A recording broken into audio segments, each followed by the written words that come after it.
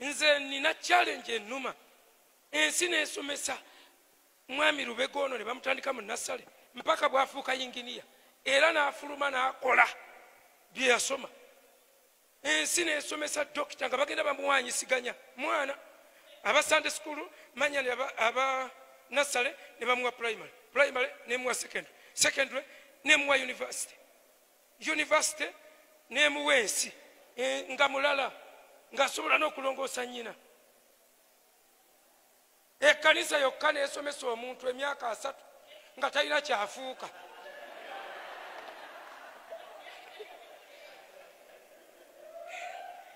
Gwe towuliranga biruma ebyo nga tumala ebbanga ddene mu kyaki nga tetufuuse oluusi ne tufuuka babi nnyo n'okusinga we twajja.